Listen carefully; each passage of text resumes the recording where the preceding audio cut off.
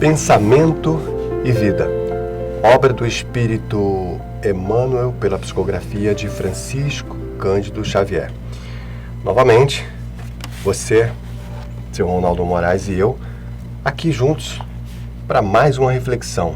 Seu Ronaldo. Muita paz, que Jesus esteja sempre conosco e que possamos, nas nossas reflexões, ajudar não só a nós, como a todos que nos assistem neste momento. Que assim seja.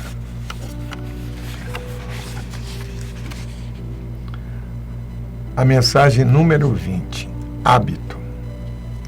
O hábito é uma esteira de reflexos mentais acumulados, operando constante indução à rotina.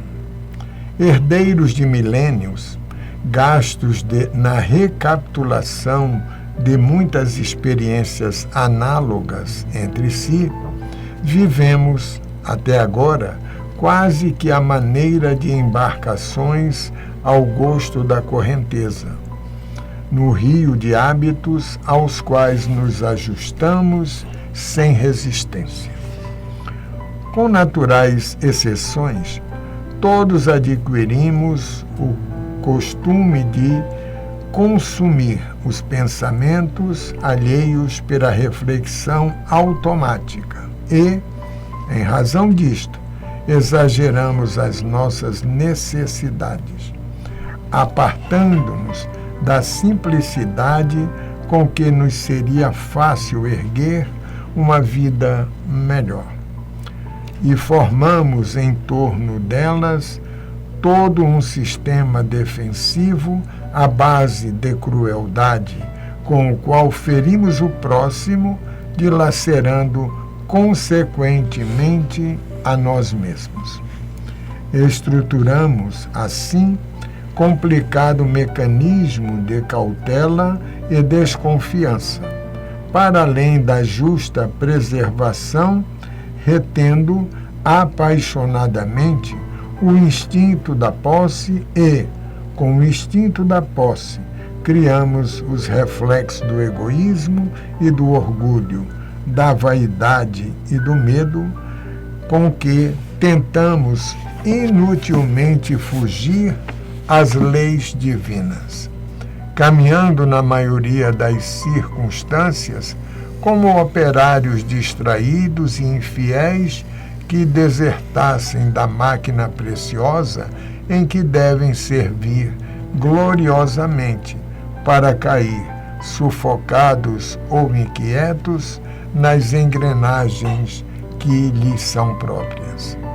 Nesse círculo vicioso, vive a criatura humana de modo geral, sob o domínio da ignorância acalentada, procurando enganar-se depois do berço para desenganar-se depois do túmulo, aprisionada no binômio ilusão-desilusão, com que despende longos séculos, começando e recomeçando a senda em que lhe cabe avançar. Não será lícito, porém, de modo algum, desprezar a rotina construtiva. É por ela que o ser se levanta no seio do espaço e do tempo, conquistando os recursos que lhe enobrecem a vida. A evolução, contudo, impõe a instituição de novos costumes, a fim de que nos desvencilhemos das fórmulas inferiores em marcha para ciclos mais altos de existência.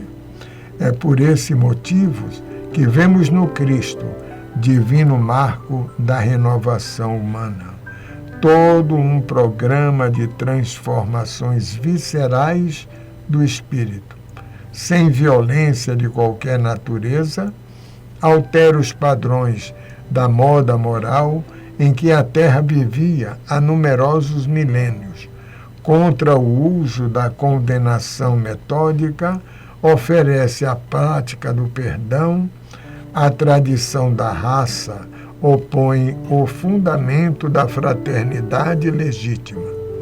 No abandono à tristeza e ao desânimo, nas horas difíceis, traz a noção das bem-aventuranças eternas para os aflitos que sabem esperar e para os justos que sabem sofrer.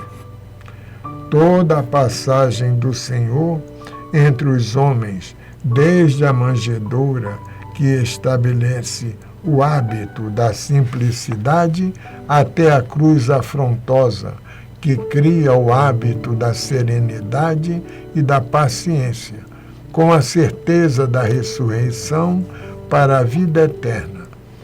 O apostolado de Jesus é um resplendente conjunto de reflexos no caminho celestial para a redenção do caminho humano. Até agora, no mundo, a nossa justiça cheira a vingança e o nosso amor sabe a egoísmo pelo reflexo condicionado de nossas atitudes irrefletidas nos milênios que nos precedem, o hoje. Não podemos desconhecer, todavia, que somente adotando a bondade e o entendimento, com a obrigação de educar-nos e com o dever de servir, como hábitos automáticos nos alicerces de cada dia, colaborando para a segurança e felicidade de todos, ainda mesmo à custa de nosso sacrifício, é que refletiremos em nós a verdadeira felicidade, por estarmos nutrindo o verdadeiro bem. Mais um brilhante fechamento, né? O sacrifício, aqui refletiremos em nós a verdadeira felicidade, por estarmos nutrindo o verdadeiro bem. Só através do bem nós teremos felicidade. Só através do bem nós teremos paz. Só através do bem nós teremos a verdadeira alegria. O Divino Pai nos deixou apenas um caminho para a felicidade. Não existe dois. É fazer o bem. Porque quando se faz o mal, você pode até levar vantagem, a pessoa pode levar vantagem, mas a consciência é um santuário. E Emmanuel nos fala muito bem sobre isso aqui. E nós temos aqui num parágrafo, Hugo, diz o seguinte: é por esse motivo que vemos no Cristo divino marco da renovação humana, todo um programa de transformações viscerais do espírito. Ou seja, se nós não nos pautarmos, como o Hugo colocou, se não seguirmos o caminho que Jesus traçou para todos nós, nós não conseguiremos esse programa de transformações viscerais do espírito, ou seja, transformar o espírito dentro do caminho traçado pelo nosso Mestre Jesus. Sim. Que não nos obriga a seguir, ele mostra o caminho, a decisão é nossa. Não é? Perfeitamente. Nós temos o livre-arbítrio. Mas existem leis universais, e essas leis universais são imutáveis e soberanas. Inclusive, o próprio Jesus falava sobre isso. Ele disse: eu não vim destruir a lei. Tanto que, em momentos de aflição, nesses momentos de aflições que ele passou, ele sofreu, ele chorou, ele foi judiado, desrespeitado, maltratado e, consequentemente, crucificado. Mas em nenhum momento ele pediu um auxílio que seria diferenciado de anjos, por exemplo. Ele se fez homem e respeitou essa lei criada pelo nosso Divino Pai. Então, muito bem colocado pelo Sr. Ronaldo, a colheita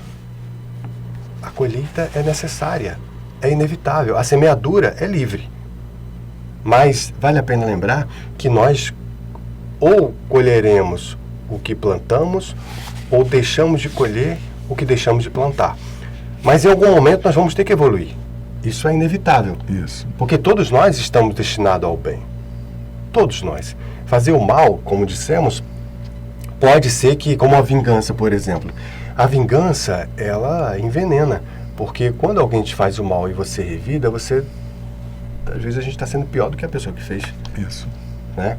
Mas a consciência, como sempre gostamos de lembrar, é um santuário. E dessa consciência nunca fugiremos. Portanto, vale a pena entender que Jesus foi o grande farol da humanidade. Eu sou o caminho, a verdade e a vida. Ninguém vai ao Pai senão por mim. Meu reino não é desse mundo. Veja que coisa preciosa.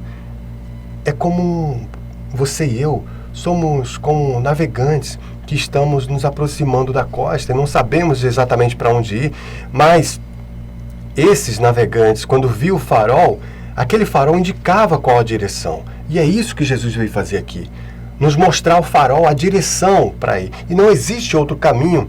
O caminho para trás é afastar daquilo que é o ideal para todos nós. Podemos retardar, atrapalhar a evolução, mas não deixaremos de evoluir.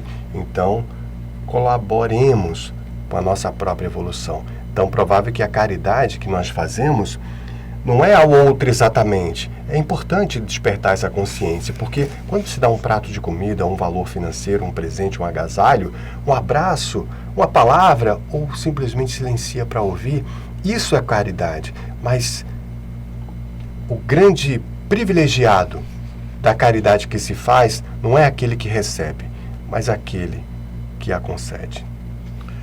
Hugo, reforçando quando você abordou lei divina, aqui uma pequena frase, né, que diz o seguinte: tentamos inutilmente fugir às leis divinas. Quer dizer, caminhando na maioria das circunstâncias como operários distraídos. Ou Brilhante. seja, reforça tudo o que o Hugo falou e que nós temos que ter essa consciência. Nós estamos sempre tentando fugir das leis divinas. Por quê? Porque nós sabemos inconscientemente de que violamos alguma coisa. Aí eu quero fugir. Perfeito. Perfeito. Se nós tivéssemos chegado aqui hoje e falado, olha, estamos aqui para refletir sobre a obra de Emmanuel e queremos só lembrar que nós muitas vezes tentamos inutilmente fugir das leis divinas. Só isso já valeria nosso encontro. Isso. Até fugimos das nossas, né? Sim. Às vezes você aí atropela alguém atravessando a faixa de pedestre e foge. Sim. Ali está fugindo da lei humana e ao mesmo tempo da lei divina.